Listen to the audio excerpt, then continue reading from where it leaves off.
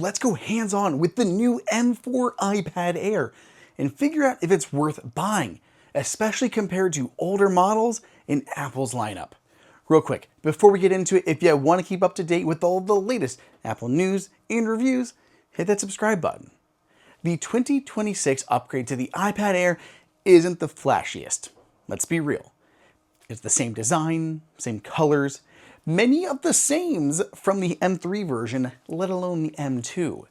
In Apple's lineup, it's ahead of the iPad 11 with the A16 Bionic and below the iPad Pro with the M5. This new version's biggest upgrade is the M4 chip on the inside. In pure benchmarks, the M4 is about 25% faster in single-core performance and about 24% faster in multi-core performance. Definitely not bad.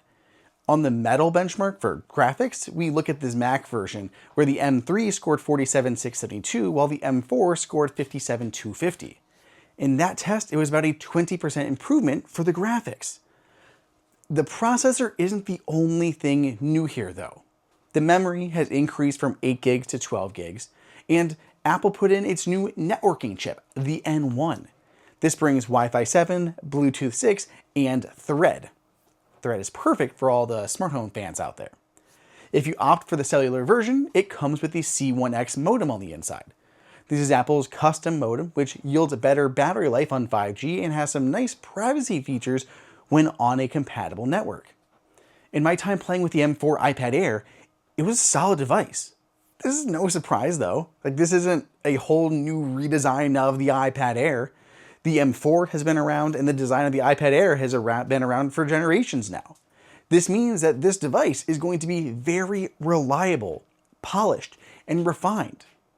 But who is this tablet for? And should you upgrade to it or buy it? You guys may remember my sponsor EIP, but their 2026 lineup is a total game changer.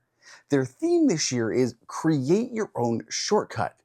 They built an entire ecosystem around the EIP app that lets you customize your iPad experience like never before. First, the hyper keys. With the EIP app, you can customize keys for GoodNotes, Notability, Procreate, and iPadOS.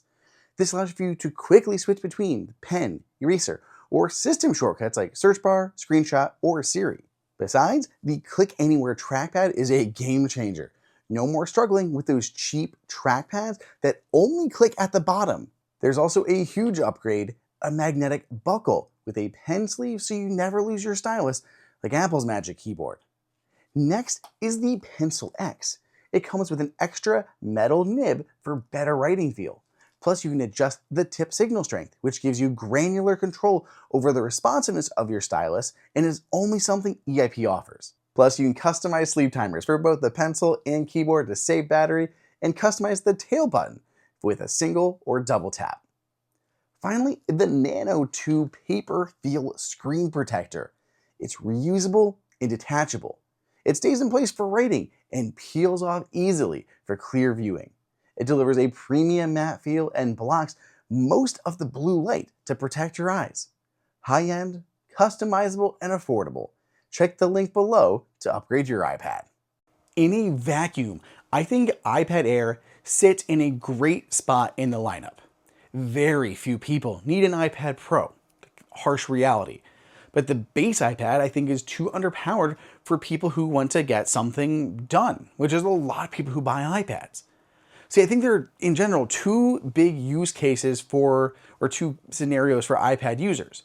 There's those that just want to consume content, right? They're going to watch videos, message, browse, read, maybe play a few games, but more on the Candy Crush side, not Assassin's Creed or Hitman.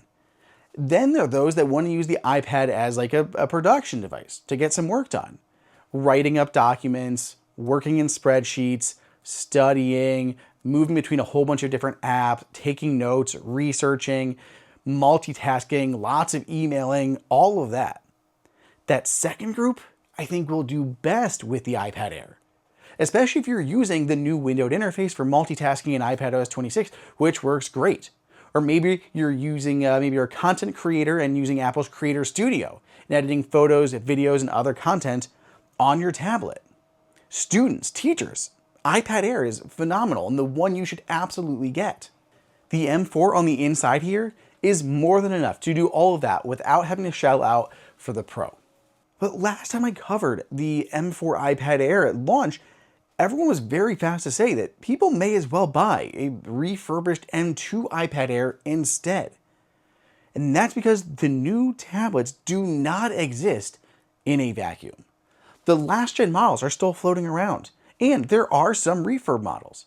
Apple sells the refurb M2 iPad Air for $399, which is $150 off the original price and $200 off the current iPad Air price, at least for the 11-inch. That's a great savings and frankly, hard to argue with.